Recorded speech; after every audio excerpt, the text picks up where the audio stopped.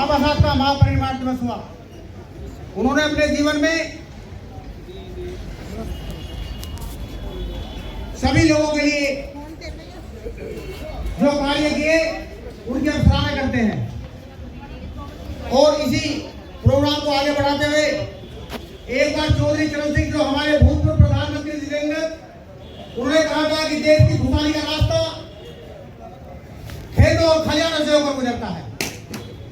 अपने इंटरव्यू में एक बार उनके प्रपोत श्री जयंत सिंह का प्रोग्राम था यहाँ पर, जयंत सिंह का, तो उन्होंने कहा था कि एक लंदन में एक सभा में जब वो प्रधानमंत्री थे चरण सिंह जी, तो उनसे पूछा गया कि आप ये बताइए कि आपको सबसे अच्छा क्या लगता है।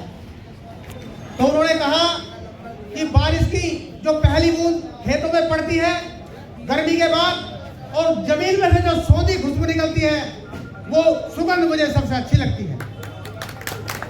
तो मेरा ये कहना है कि जो व्यक्ति जिस परिवेश से निकलकर पहुंचता है वो उसी परिवेश की बात रखता है और उसी पर अपने मामले को आगे बढ़ाने की कोशिश करता है। बाबा साहब दलित परिवार से थे, गरीबी में गुजरे थे। जब संविधान सभा में प्रत्येक कंडिका पर बहस हो रही थी तो बाबा साहब ने कहा था, हालत बहुत खराब थी, चारों तरफ हर एक कंडिका में बहस चल रही थी, टूटी थी किस्ती किनारा नहीं था और तूफान घने थे सहारा नहीं था। टूटी थी किस्ती किनारा नहीं था, तूफान घने थे सहारा नहीं था, न था कोई रहबर न था कोई माझी, और बाबा साहब के बिना कोई हमारा नहीं था। तो अधिकारीगण इस सभी अधिवक्ताओं की तरफ से एकजुट होकर इस पुष्पांजलि प्रोग्राम में जो शिरकत की गई है और ये जो प्रोग्राम आयोजित किया गया है,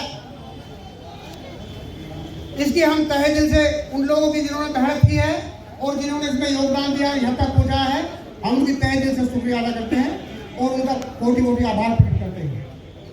तो सबसे पहले प्रोग्राम को आगे बढ़ाने से पहले मैं अपने वरिष्ठ अधिवक्ता साथी श्री वेद प्रकाश शर्मा जी से ये विनम्र निवेदन करूंगा, मेरी उनसे हम्बल रिक्वेस्ट है कि वो बाबा साहब के बारे में दो शब्द कहकर हमारा भी ज्ञानवर्धन करें। श्री वेद प्रकाश शर्मा जी। बाबा साहब के जन्म दिवस की याद में और बधाई के लिए जो हमारे बार एसोसिएशन है ये प्रोग्राम किया है, उसमें प्रोग्राम करने वालों के लिए मंच संचालक, मंच पर पीठासीन साथियों और सभा में सभी उपस्थित साथियों को मैं धन्यवाद देता हूँ। यह बड़ी शोक अवसर की बात है कि बाबा साहब अम्बेडकर संविधान के निर्माता, जिनका 134वां जन्म दिवस हम सौहार्दपूर्ण ढंग से और एकत्रित होकर मना रहे हैं, वो हालांकि इस दुनिया में नहीं है, लेकिन उनके द्वारा जो नियम बनाए गए, जो व्यवस्थाएं दी गई, संविधान बनाया गया और आचार विचार जो उनके थे, उनके अनुसार वो आज भी इस दुनिया में जीवित है। उनके विचार जीवित हैं, उनका संविधान जीवित है। संविधान की वजह से देश हमारा चल रहा है। भारत का संविधान पूरे संसार में लिखित सबसे बड़ा संविधान है, जिसमें सभी छोटे बड़े किसी भी समुदाय या किसी का कोई भेदभाव न करके सबको मौलिक अधिकार, मौलिक कर्तव्य और सुरक्षा दी गई है। मैं अपने शब्दों के अनुसार बहुत बहुत बधाई सब लोगों को देता हूँ और बाबा साहब अम्बेडकर के जन्मदिन पर वो यहाँ नहीं है, लेकिन बधाई देता हूँ, जहाँ भी है वो आज भी जीवित है। धन्यवाद। अपने दो शब्द बाबा साहब के बारे में कहें। कि जो है करता धरता हमारी बात के जो है साथियों के द्वारा ये काम किया गया, बहुत अच्छा सराहनीय है और इस प्रकार के कार्यक्रम चलते रहने चाहिए, क्योंकि बाबा साहब ने जो हमें संविधान दिया है वो हर एक वर्ग के हिसाब से बनाया, जिससे जो आज भी हमारा जो है संविधान देश जो चल रहा है और तरक्की कर रहा है।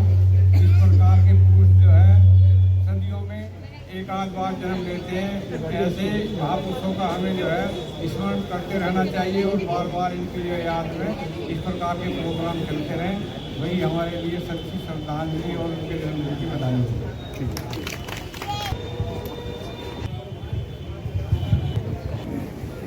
अब पुष्पांजलि बाबा साहब को श्रद्धा सुमन अर्पित करने के लिए मैं अधिवक्ता साथी श्री सैंसरपाल सिंह जी एडवोकेट से ये निवेदन करूंगा कि वो बाबा साहब के चरणों में अपने पुष्प अर्पित करें और अपना स्थान ग्रहण करें।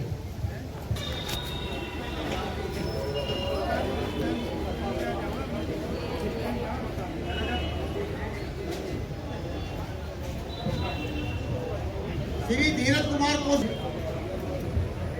लोगों का ज्ञानवर्धन करें, हमारे भी जो छोटे साथी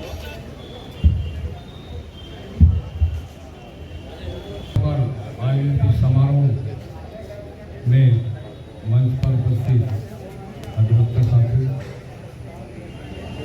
सामने बैठे सभी अधिवक्ता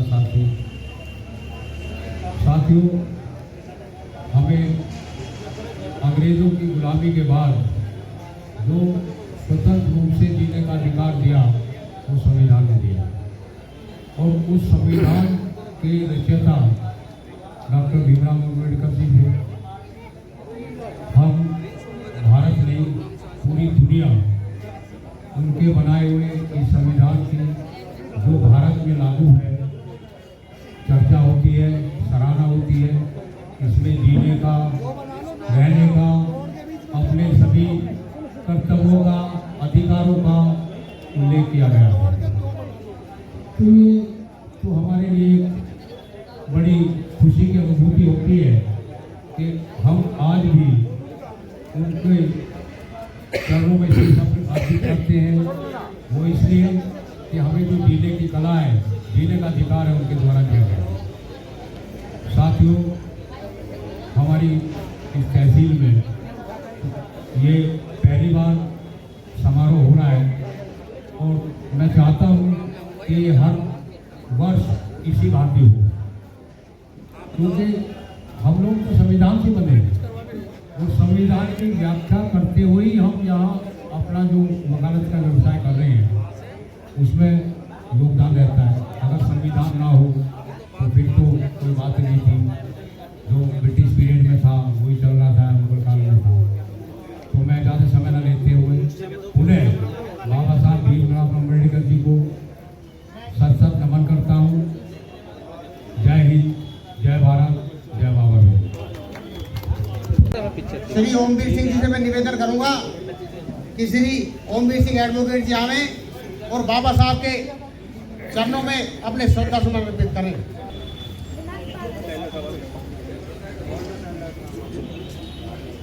हमारे प्रोग्राम में तहसील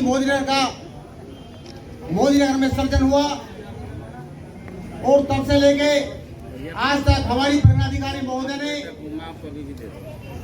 इन प्रोग्रामों में अपने तन मन धन से इनको आगे बढ़ाने का उन लोगों में जो एक विश्वास जगाया है कि ऐसे सांस्कृतिक प्रोग्राम होने चाहिए, इनका मैं बहुत बहुत आभार प्रकट करता हूं अपने सभी अधिवक्ताओं की तरफ से। इस व्यवस्था को देखते हुए मैं निवेदन करूंगा कि वो परम पूज्य बाबा साहब, भारत के संविधान निर्माता, शोषित पीड़ित और दलित वर्गों के मसीहा, नारी के मुक्तिदाता और भारतीय संविधान के निर्माता बाबा साहब के बारे में अब श्रद्धा सुमन अर्पित करते हुए अपने दो शब्दों से हमारा ज्ञानवर्धन करें। परगनाधिकारी महोदया पूजा गुप्ता जी। धन्यवाद वकील साहब, धन्यवाद हमारे अध्यक्ष जी का और सचिव जी का जिन्होंने तहसील प्रशासन को अपने सेलिब्रेशन में शामिल किया। बाबा साहब ने हमारी डेमोक्रेसी में, हमारे संविधान को बनाने में, संवारने में बहुत अहम भूमिका निभाई है और हम हर वर्ष उनकी जन्मतिथि को याद करके उनको एक पुष्पांजलि अर्पित करते हैं उनके योगदान के लिए। उन्हें आप लोग इस कार्यक्रम को आयोजित कर रहे हैं, जिसमें आपने हमें भी प्रतिभाग करने का अवसर दिया, इसके लिए बहुत बहुत धन्यवाद। यहाँ पर इस पांडाल में उपस्थित आदरणीय जिलाधिकारी मैडम, तहसील बार एसोसिएशन के अध्यक्ष और सचिव महोदय, हमारे सभी अधिवक्ता भाई बंधु, आज हम लोग बाबा साहब के इस जन्म तिथि के अवसर पर उपस्थित हुए हैं। हम सभी जानते हैं, बच्चा बच्चा जानता है देश का कि संविधान निर्माण में बाबा साहब का क्या योगदान रहा है, चाहे वो प्रारूप समिति के अध्यक्ष से लेकर, चाहे वो इकोनॉमिक्स के विभिन्न मुद्दों पर उनकी बातों को लेकर रहा हो, या फिर विधि मंत्री के तौर पर कई सारे कानून पास कराने में उनकी जो भूमिका रही है, जो योगदान रहा है, वो अतुलनीय रहा है। 14 अप्रैल हम एक बस सांकेतिक के रूप में लेते हैं, लेकिन उनका स्वयं का जीवन दर्शन इतना विस्तृत रहा है कि उस पर लोग रिसर्च करते हैं, पीएचडी स्कॉलर्स बनते हैं। लेकिन आप सबके सहयोग से, जैसा कि मैम ने बताया, इतना बढ़िया कार्यक्रम आपने रखा और हम लोगों को, तहसील प्रशासन को इसका भागीदार बनाया, इसके लिए बहुत बहुत धन्यवाद। हम लोग मिलकर आगे प्रयास करते रहेंगे कि बाबा साहब के जो सिद्धांत हैं उनको हम कैसे अच्छे से पालन करें और अपने जीवन में संभालें। जय हिंद, जय भारत। कार्यक्रम आरंभ होगा, इसमें हमारे कैलदार साहब का भी सहयोग है।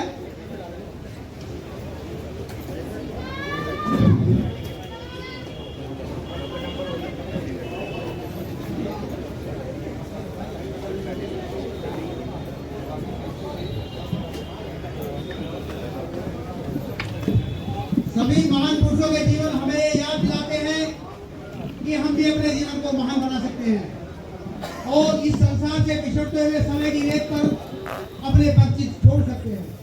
एक मिनट रुक जाओ, एक सेकंड।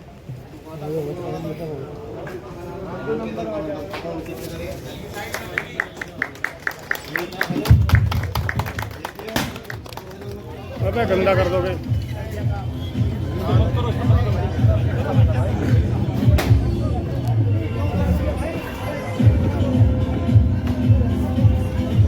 लो जी,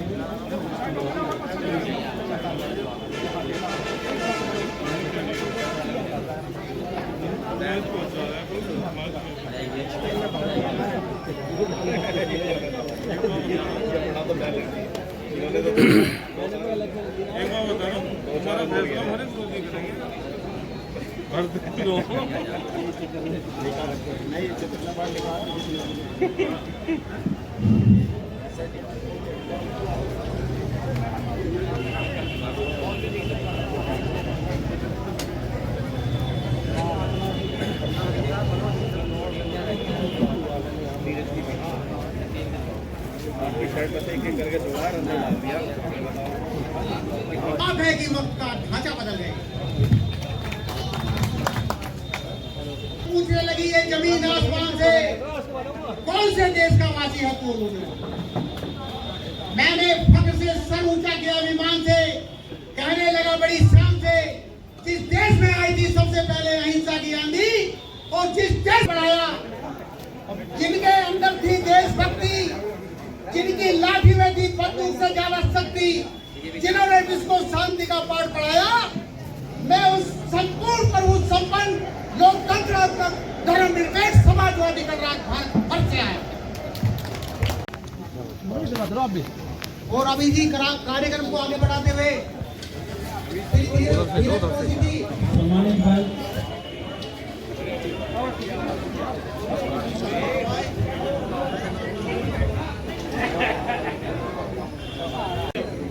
तहसील मोदिनर की धरती पर बाबा भीमराव अंबेडकर का 134वां जन्मदिन मनाते हुए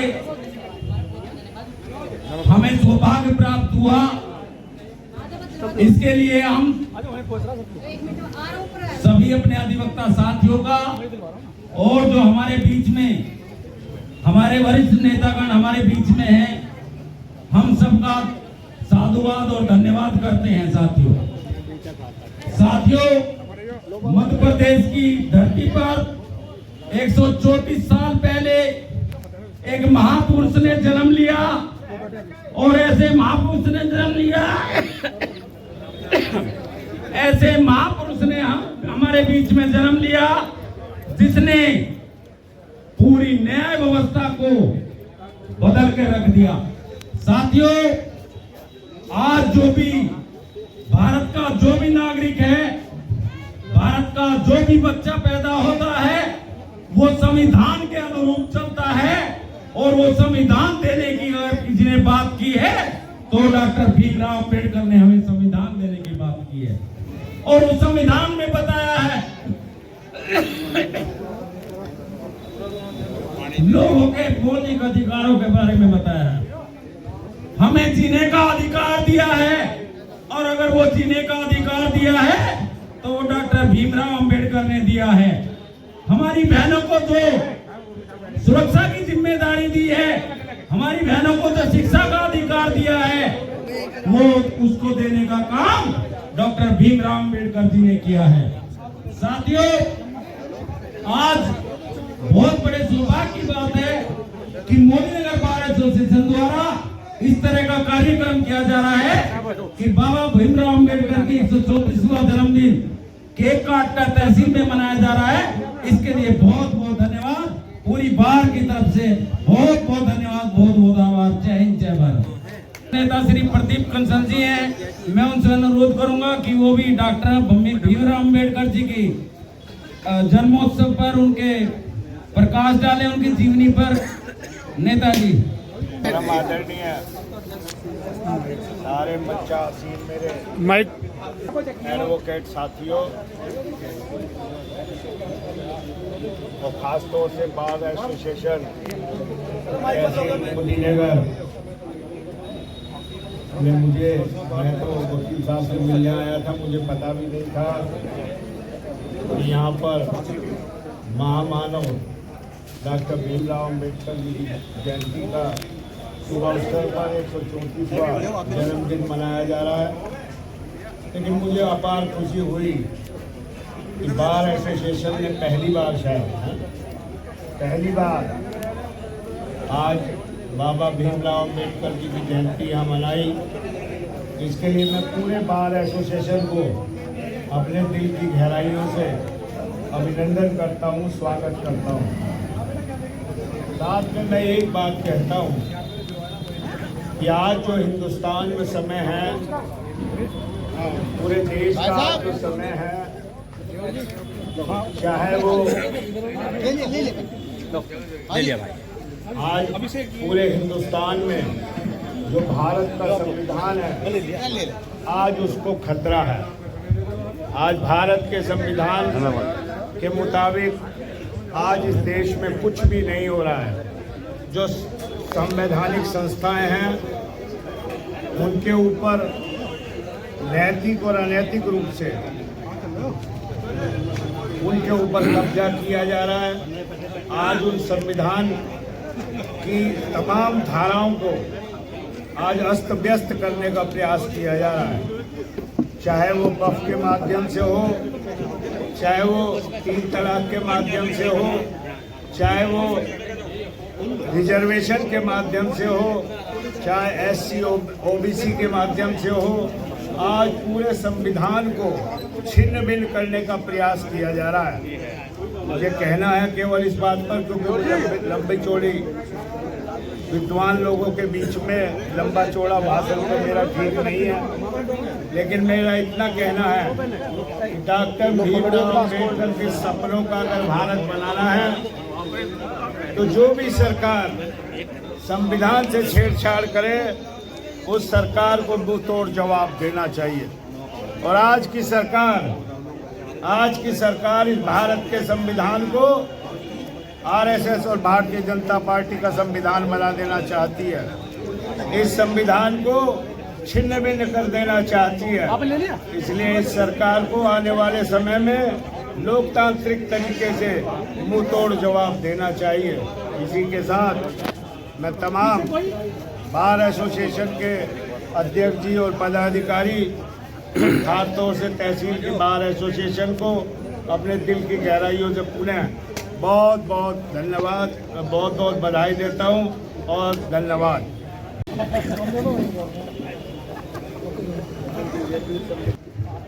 ये जो आयोजन भारत रत्न महामानव डॉक्टर भीमराव अम्बेडकर जी का जो 134वां जन्मदिन मनाने का जो आयोजन किया गया है, मैं बाहर के सभी पदाधिकारी और साथियों को धन्यवाद करता हूँ। लेकिन साथियों, अधिवक्ता समाज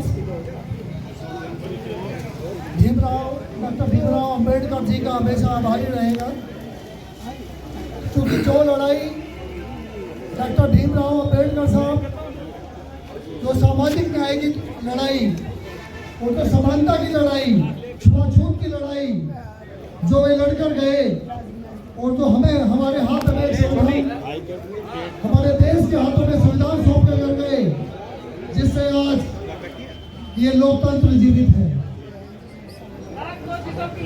उनकी चाहे जितनी उपलब्धियों को बताया जाए वे भी कम पड़ेगी। भारत के विश्व के सबसे शिक्षित व्यक्ति डॉक्टर भीमराव अम्बेडकर सिंह जी, उन्होंने उनका बचपन भी छुआछूत की बीमारी से ग्रस्त रहा था। उन्होंने भी छुआछूत को सहन किया था और तभी उन्होंने लड़ाई उसी समय आरंभ कर दी थी। सबसे पहले उन्होंने विदेशों में जाकर, कंबोडिया में लंदन विश्वविद्यालय में जाकर उन्होंने उच्च डिग्री की शिक्षा प्राप्त करी।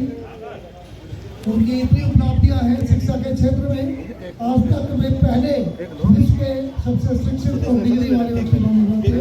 तो जो लड़ाई में छोड़ कर गए हैं, इसको साथियों, अधिवक्ता साथियों का आज ये कर्तव्य है कि डॉक्टर भीमराव अम्बेडकर जी के सिद्धांतों पर चलकर इस सामाजिक न्याय के सिद्धांतों को और समानता के सिद्धांतों को आगे बढ़ाना है।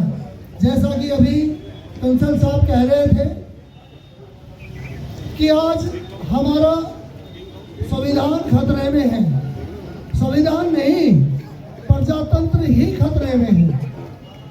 देखो, जो सोच हमारे डॉक्टर भीमराव साहब अम्बेडकर की थी, उन्होंने जो समानता का सिद्धांत और सामाजिक न्याय का सिद्धांत लागू कराया था, जो संविधान में उसकी व्यवस्था की थी, उसके अनुसार हर जाति, हर वर्ग का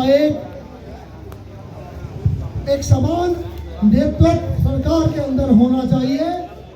लेकिन आज बड़े दुखद की बात है कि हमारी सरकार के किसी भी सरकारी हो, चाहे गैर सरकारी हो, चाहे राजनीतिक पार्टियां हो और चाहे जितने भी संवैधानिक संस्थाएं हो, सभी में किसी में भी सामाजिक न्याय का सिद्धांत लागू नहीं है और न ही जो सभी वर्गों के लिए समान नेतृत्व की जो बात कही गई थी वो आज भी लागू नहीं है। और जब तक इस समाज के प्रत्येक कैटेगरी के व्यक्ति को अपना समान नेतृत्व नहीं मिलेगा, तब तक न तो समाज विकसित होगा और न ही देश विकसित हो पाएगा, ऐसा मेरा मानना है। और यही सोच समझकर डॉक्टर भीमराव अम्बेडकर जी ने सामाजिक न्याय और सामाजिक समानता के सिद्धांत को हमारे संविधान में प्रोवाइडेड किया गया था। तो साथियों, मैं आज अपने भारत के हर नागरिक से, खासतौर पर अधिवक्ता समाज समाज को ये अपनी तरफ से कहना चाहता हूँ कि हम भारत रत्न डॉक्टर भीमराव अम्बेडकर जी का जन्म दिन को तभी अच्छी तरह से मना पाएंगे जब हम इस लड़ाई में, इस प्रजातंत्र को बचाने के लिए, डेमोक्रेसी के बचाने के लिए हमें आगे आना पड़ेगा। और चाहे इसके लिए आंदोलन लड़ने पड़ो, चाहे जो करने पड़ो, कोई भी सरकार आई, मैं किसी भी सरकार की आलोचना नहीं करूंगा, लेकिन हर सरकार ने कहीं ना कहीं इस डेमोक्रेसी को कुचलने का कई जगह काम किया है। और मैं वर्तमान जो सरकार है उसकी भी आलोचना करूंगा कि वो इस डेमोक्रेसी को खत्म करने के लिए नौकरशाही व्यवस्था लाने की फिराक में है। इसी के साथ मैं आह्वान करता हूँ अपने सभी अधिवक्ता साथियों से कि हर अधिवक्ता समाज अपने घर में एक संविधान की बुक रखे और कम से कम खुद तो पढ़े ही पढ़े, अपने बच्चों को भी पढ़ाए और आने वाली पीढ़ियों को इस तरह से पढ़ा के जाए जैसे कि एक धार्मिक पुस्तक होती है। और हमारे माँ बाप हमें हमेशा अपनी धार्मिक शिक्षा देते हैं। तो इसी प्रकार जो भी हमारे संविधान में, कॉन्स्टिट्यूशन में जो भी अधिकार या हमारे नैतिक कर्तव्य हैं, उनकी जिम्मेदारियों का हमें एहसास कराते रहे। धन्यवाद। मंचासीन है और मंच की शोभा बढ़ा रहे हैं। मैं उनसे ये अनुरोध करूंगा कि वो घर कभी उजरा नहीं है, घर का सिजरा है गवाह, नहीं है घर का सिजरा है गवाह। हम नहीं होंगे तो कोई दूसरा रह जाएगा और आंधियां ही अब करेगी रोशनी का फैसला, और जिस दिए में जान होगी वो दिया रह जाएगा। श्री राजकुमार गुप्ता जी। गौतम जी अम्बेडकर जी के 134वें जन्मदिन की हार्दिक शुभकामनाएं। मंचासीन मेरे अधिवक्ता साथी, इस पंडाल में उपस्थित अधिवक्ता साथी और हमारा समस्त स्टाफ, बहुजन बार एसोसिएशन मुजफ्फरनगर द्वारा जिसमें मुख्य भूमिका हमारे साथियों की रही है। एक आयोजन, ये पहला आयोजन ऐसा है कि जिसमें बाबा भीमराव अम्बेडकर जी का जन्मदिन को इतनी भव्यता के साथ मनाया जा रहा है। बधाई के पात्र हैं बारिश मुद्दर के अध्यक्ष जी उत्तम त्यागी जी, भाई सौरभ मुदगिल जी, हरिंदर जी, धर्मप्रकाश जी। अगर नाम में लूँ तो सभी लोगों का साथ है इसमें, लेकिन सभी का बहुत सहयोग है और बड़ी खुशी की बात है कि बाबा साहब का जन्मदिन इतनी भव्यता के साथ इस परिसर में मनाया गया। बहुत पूर्व वक्ताओं ने बाबा साहब के संबंध में काफी बातें बताई हैं। उनकी जितनी भी चर्चा की जाए वो बहुत कम होगी। बाबा साहब के 3 ही मंत्र थे, मूल मंत्र जो थे। पहला मंत्र शिक्षा, कि जब तक हम शिक्षित नहीं होंगे तब तक हम अपने समाज की, अपने लोगों की लड़ाई कैसे लड़ पाएंगे। आपकी दूसरा था संगठित होना, कि जब हम अपने अधिकारों की सुरक्षा के लिए आगे बढ़ने के लिए संगठित नहीं रहेंगे, जिस प्रकार पुरानी कहावत है कि बंद मुट्ठी में ही ताकत होती है, उसी प्रकार बाबा साहब का एक ही मंत्र था कि संगठित होकर। और तीसरा मूल मंत्र था संघर्ष, मैं भेजूंगा सारी फोटो इनको। कि हर अधिकार को पाने के लिए संघर्ष करना पड़ता है। बिना संघर्ष के कोई चीज हमें नहीं मिल सकती। तो बाबा साहब के 3 मूल मंत्र हैं।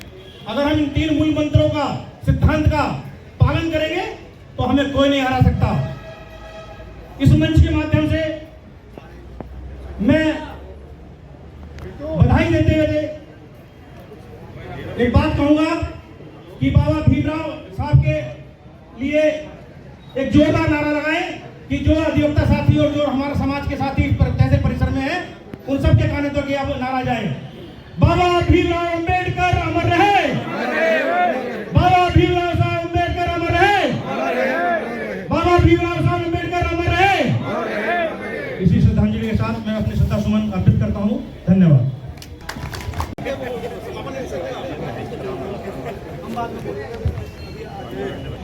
मैडम को तो जल्दी में चली। मैं अपने अधिवक्ता साथी होगी, मैं अपने अधिवक्ता साथी श्री केदारनाथ जी और श्री तारचंद गौतम जी से निवेदन करूंगा कि वो बाबा साहब के चरणों में अपने श्रद्धा के सुमन अर्पित करें। श्री तारचंद गौतम एडवोकेट जी और श्री केदारनाथ जी एडवोकेट जी। जिस समय हमारे देश में बड़ा रस्साकसी चल रही थी, तो कुछ पत्रकार बाहर से आए, तो उस समय हमारे देश में कांग्रेस की तरफ से महात्मा गांधी परिचित हो चुके थे, पंडित जवाहरलाल नेहरू थे और बाबा साहब उस समय के डिप्रेस क्लास के लोगों के नेता थे, क्योंकि उन्होंने 1930, 31 और 32 में इंग्लैंड के अंदर तीनों गोलमेज सभाओं में भारत का प्रतिनिधित्व किया था। तो रात का समय था, जिस समय वो पत्रकार गांधी जी के पास पहुंचे तो वहां से पता चला कि वो विश्राम कर रहे हैं। जिस समय नेहरू जी के पास पहुंचे तो पता चला कि नेहरू जी विश्राम कर रहे हैं। जिस समय रात का 1 बजा था, वो बाबा साहब के पास पहुंचे तो बाबा साहब डायबिटीज से परेशान थे, वृद्ध अवस्था में थे, लेकिन अपना संविधान लिख रहे थे। तो वो अंग्रेज पत्रकार जो जर्नलिस्ट थे, उन्होंने पूछा कि गांधी सोता, नेहरू सोता, अंबेडकर तुम क्यों जागता? तो बाबा साहब ने कहा कि गांधी इसलिए सोता है कि उसका समाज जागता है, नेहरू इसलिए सोता है कि उसका समाज जागता है, और मैं इसलिए जागता हूं कि मेरा समाज सोया पड़ा। और हो सके कि जब मेरे समाज में जब मैं ना रहूं तो मेरे समाज में कुछ जागृति आ जाए, लेकिन जागृति अभी कुछ दिखाई नहीं दी भाई। तो मेरा आप लोगों से ये कहना है, बाबा साहब ने, डॉक्टर राहुल संस्कृतायन बाबा साहब के बारे में लिखते हैं कि डॉक्टर अंबेडकर ने केवल हिंदुस्तान में नहीं बल्कि विश्व में शिक्षा का जो खंभा गाड़ दिया है, उसे उखाड़ने की बात तो क्या है, कोई उसे हिला तक भी नहीं सकेगा। बाबा साहब लिखते हैं शिक्षा के बारे में कि जिस दिन मंदिरों की तरफ जाने वाली लोगों की लंबी लंबी कतारें, अभी हमारे भाई अमरजीत जी ने कहा, हमारे कंसल जी बैठे थे, वो जो मौजूदा शासन व्यवस्था है उसकी तरफ थोड़ा इशारा कर रहे थे कि हमें सचेत रहने की आवश्यकता है। तो बाबा साहब ने कहा था कि जिस दिन मंदिरों की तरफ जाने वाली लोगों की लंबी लंबी कतारें पुस्तकालयों की तरफ चल पड़ेगी, उस दिन मेरे भारतवर्ष को कोई विश्व शक्ति बनने से रोक नहीं सकेगा। और मैं अभी अपनी बात को विराम देते हुए हमारी बार के कहाँ चले गए मुदगल एडवोकेट जी, पुत्र स्वर्गीय श्री अजय मुदगल एडवोकेट जी से निवेदन करूंगा, जो हमारी बार के सचिव है, कि अपने सूक्ष्म शब्दों में लोगों का ज्ञानवर्धन करें।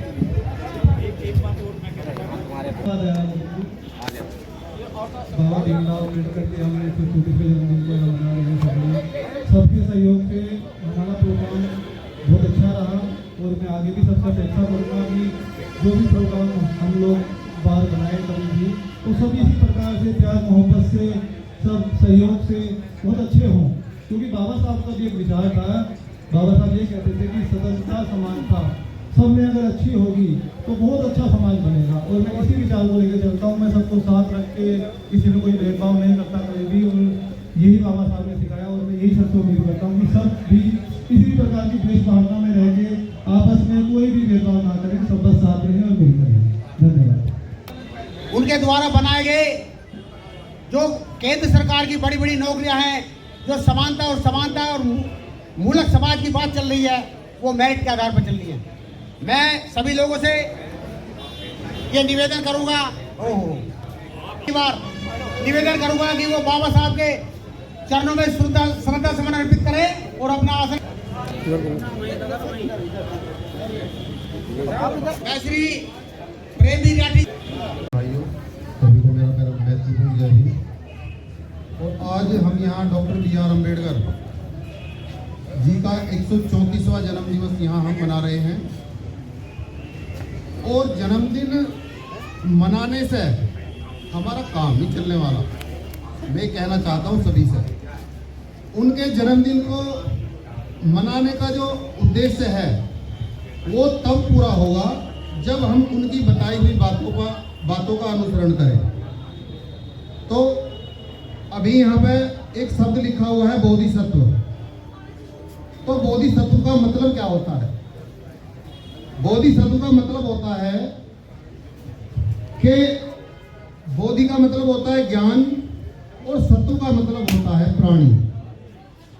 तो जो प्राणी भगवान बुद्ध के मार्ग पर चलने के लिए आरूढ़ होते हैं, जो बोधि को प्राप्त करने वाले होते हैं और अपने सभी लोभ मोह सारी चीजों को त्याग कर मानव कल्याण के लिए काम करते हैं, उन्हें बोधिसत्व की उपाधि मिलती है। और जहां तक मैं समझता हूं कि बाबा साहब के अलावा किसी भी व्यक्ति को बोधिसत्व की उपाधि से सम्मानित नहीं किया गया है। बाबा साहब ने सभी के लिए, ये नहीं है कि खाली दलितों के लिए काम किया है, उन्होंने सभी बिरादरी के लिए, सभी लोगों के लिए कल्याण के काम किए हैं। उन्होंने अस्पृश्यता, जो हमारे समाज में भेदभाव की त्रुटि जो फैली हुई थी, सबसे पहले उन्होंने माड़ तालाब, जिसके विषय में कहा जाता है कि वहाँ पशु पानी पी सकते थे, लेकिन हमारे समाज के लोगों को पानी पीने का कोई अधिकार प्राप्त नहीं था। तो उन्होंने 20 मार्च 1927 को वो सत्याग्रह का स्टार्ट किया था और उन्होंने ये कहा था कि मैं जब तक अपने लोगों को इस तालाब पर अधिकार नहीं दिलवा दूंगा तब तक मैं इस अपने सत्याग्रह को समाप्त नहीं करूंगा। इसी प्रकार एक कालाराम मंदिर था जहां सभी लोगों को मंदिर में प्रवेश करने की इजाजत थी, लेकिन दलित लोगों को कालाराम मंदिर में प्रवेश करने की अनुमति नहीं थी। तो डॉक्टर B.R. अम्बेडकर जी ने वहां पर भी अपना सत्याग्रह चलाया और वो 3 मार्च 1930 को स्टार्ट किया था, जो 5 सालों तक चला, 1935 तक चला और वहां पर दलितों का जो है प्रवेश वो प्रदान किया गया। और बाबा साहब ने सभी धर्मों का अध्ययन किया है अपने जीवन काल में। उनके नाम सबसे ज्यादा जो है रिकॉर्ड है, सबसे ज्यादा भाषाओं का ज्ञान था उन्हें, और भाषाओं के ज्ञान के साथ साथ वे प्रथम भारत के स्वतंत्र भारत के कानून मंत्री बने हुए और उन्होंने संविधान जो है बहुत सारे देशों के संविधान को पढ़ने के बाद उन्होंने एक एक चीज को निकालकर वो संविधान उन्होंने बनाया है कि कहीं मेरे से जाने के बाद इसमें अगर कोई छेड़छाड़ करेगा तो वो मामूली बात नहीं होगी, जिसके आधार पर हमारी न्यायपालिका और कार्यपालिका आज तक काम कर रही है और संविधान को छेड़ने की हिम्मत नहीं कर पा रहा है कोई भी। बदलने का प्रयास जरूर किया जा रहा है, अपनी अपनी बातों को रखने का प्रयास किया जा रहा है, लेकिन ये संभव नहीं हो पा रहा है। डॉक्टर अंबेडकर बौद्ध धर्म के अनुयायी क्यों हुए? क्योंकि उन्होंने अपने जीवन में सभी धर्मों का अध्ययन किया था और अध्ययन करने के बाद में उन्होंने देखा कि मानव कल्याण की जो भावना है वो सिर्फ बौद्ध धर्म में छिपी हुई है। इसलिए उन्होंने 6 दिसंबर से पहले अपने परिनिर्वाण से पूर्व उन्होंने बौद्ध धर्म की दीक्षा 5 लाख अनुयायियों के साथ में नागपुर में उन्होंने ग्रहण की थी। बाबा साहब ने भगवान बुद्ध के बताए हुए रास्ते पर चलने के लिए सभी को प्रेरित किया है। यहाँ हमारे बहुत सारे अधिवक्तागण हैं जो बाबा साहब से इत्तेफाक रखते हैं, लेकिन मैं उनके विषय में ये कहना चाहूँगा कि वे बेशक जयंती तो मनाते हैं, लेकिन बाबा साहब को, मेरी बात शायद बुरी लग जाएगी, पर बाबा साहब को मन से उनके अनुयायी बनना नहीं चाहते, क्योंकि जो काम हम करते हैं बाबा साहब ने उन बातों को बहुत अलग रखा है और उन्हीं से विरत रहने के लिए ही शिक्षा दी है। बौद्ध धर्म में पंचशील जो है दिए गए हैं कि पाणातिपाता वैरमणि शिक्षा पतन समाधियामी, मैं हिंसा नहीं करूंगा। दूसरा है अतिन नदाना वैरमणि सिक्खा बदन समाधियामी, मैं चोरी नहीं करूंगा। तीसरा है कामेषु इच्छाचार वैरमणि सिक्खा बदन समाधियामी, मैं व्यभिचार नहीं करूंगा। चौथा है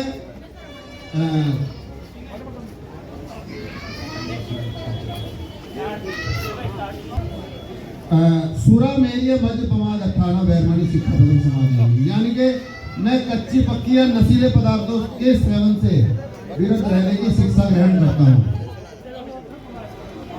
तो जो भगवान बुद्ध का जो धर्म है वो भी इन पांचों ही हुआ है, और अगर हम इनका पालन करते हैं तो मैं गारंटी देता हूं 101% कि हमारा जो कल्याण है ना, इसे होने से कोई रोक नहीं सकता। तो मैं अपने इन्हीं शब्दों के साथ मैं अपनी वाणी को विराम देता हूं और अपने अध्यक्ष सचिव महोदय को और सभी देवता गणों को इस कार्यक्रम के आयोजन के लिए धन्यवाद देना चाहता हूं। और मैंने पिछली बार भी यही बात कही थी और आज भी यही बात पुनः कह रहा हूं कि इसी तरह से डॉक्टर अंबेडकर जी का जो है जन्म दिवस वो मनाते रहें, जिससे जो है यहाँ के सभी अधिवक्ता गणों का हौसला अफजाई होता रहे। इन्हीं शब्दों के साथ सभी को पुनः जय हिंद और बहुत बहुत शुभकामनाएं। बाबा अंबेडकर जी के 134वें जन्मदिन को आज हम यहाँ पर सेलिब्रेट कर रहे हैं, मना रहे हैं खुशी से। ये बहुत खुशी की बात है हमारे लिए। बाबा साहब द्वारा जो संविधान का निर्माण किया गया, हम उसी के अनुरूप चलकर न्याय दिलाने का कार्य करते हैं। यह कार्य बाबा साहब द्वारा जो निर्माण किया गया संविधान का, उसके अनुसार हम गरीब लोगों को, असहाय लोगों को न्याय दिलाने का जो कार्य करते हैं वो बाबा साहब की देन है। दूसरा मैं ये कहना चाहूंगा कि आज जो हमारे यहाँ 2 दिन पहले बाबा जी का जो जन्म उत्सव किया जा रहा है, बड़ी खुशी की बात है। लगभग 10 से 12 साल मुझे इस तहसील परिसर में हो चुके हैं। पहले कभी हमने भी इस तरह का जो है उत्सव नहीं मनाते देखा गया, परंतु 14 तारीख को अवकाश होने के कारण आज ये खुशी का पर्व जो हमें देखने को मिला, हमें बहुत खुशी हुई। हमारे भाइयों द्वारा, हमारी वार्ड द्वारा जो आयोजन किया गया है वो बधाई के पात्र है, उसको मैं तहे दिल से धन्यवाद अदा करता हूँ। अभी भाई यहाँ पे खड़े हुए हमारे बता रहे थे कि बाबा साहब ने जो कार्य किया उनके बारे में तो मैं शब्द बयान नहीं कर सकता जो उन्होंने किया है, लेकिन एक बात और कहूंगा, बाबा साहब ने किसी अपनों को कोई सहारा नहीं दिया। बाबा साहब ने उन लोगों को सहारा दिया है जिनको पशुओं की भांति अपने समान पुरुष व्यक्ति नहीं माना गया, जिनको पशुओं से बदतर जो व्यवहार किया गया उनके साथ में, मैं उसका घोर निंदा करता हूं कि ऐसे लोगों को जीवित करने का कार्य बाबा साहब ने किया। और आज समाज में कहीं ना कहीं ये चीज खत्म होती जा रही है। और मैं अपने साथियों से भी अनुरोध करता हूं कि समानता अधिकार सबको है, समानता का अधिकार सभी को है और समानता का अधिकार होना चाहिए।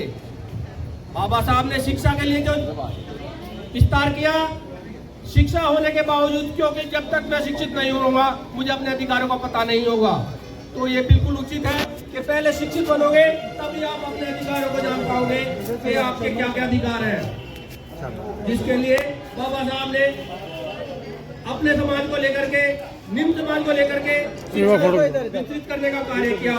उसके लिए मैं तहे दिल से शुक्रिया अदा करता हूँ। अब तक तो हमारे आज के समाज के लोग उसको चला रहे हैं, आगे बढ़ा रहे हैं, उनका तहे दिल से शुक्रिया अदा करता हूँ। बाबा साहब का हमारे यहाँ आज 134वां जन्मदिन इतनी खुशी के रूप में मनाया जा रहा है,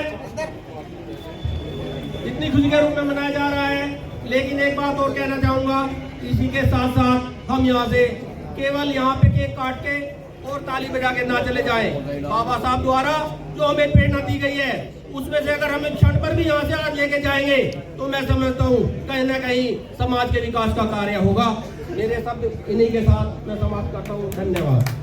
जय भीम, जय भारत। सभी अधिवक्ता गणों को मेरा नमस्कार, छोटे बड़ों को।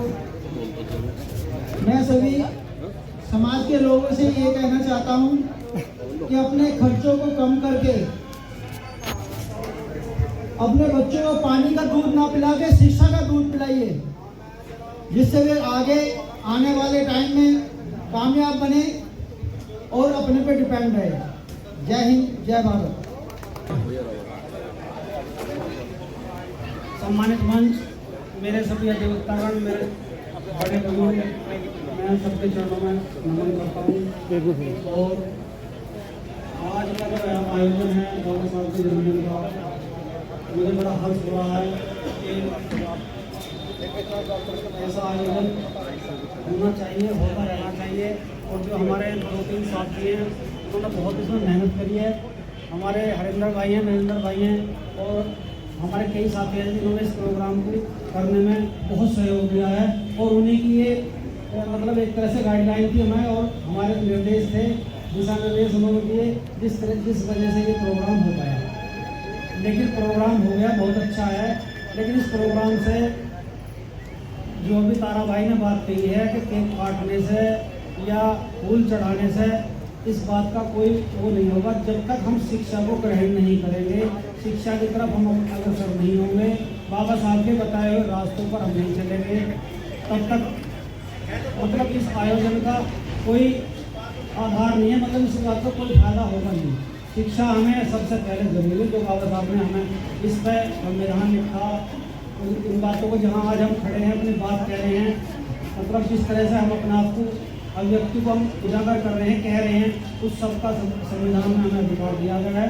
और आज जो शिक्षा के क्षेत्र में जितनी तरक्की हो रही है, संविधान ने हमें सब कुछ दिया है। तो मेरा जो सबमिशन है कि संविधान सर्वोपरि है और बाबा साहब उस संविधान को लिखने वाले हैं, जिनके चरणों में नमन बार बार नमन करते हैं और नमन करना चाहिए।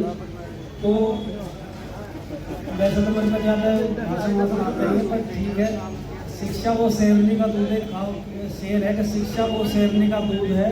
अध्यक्ष जी, थोड़ा सा निवेदन ये भी है कि भारत की तरफ से आप कम से कम ये तो कर दो कि 100 बच्चों को बार एसोसिएशन फ्री शिक्षा देगी।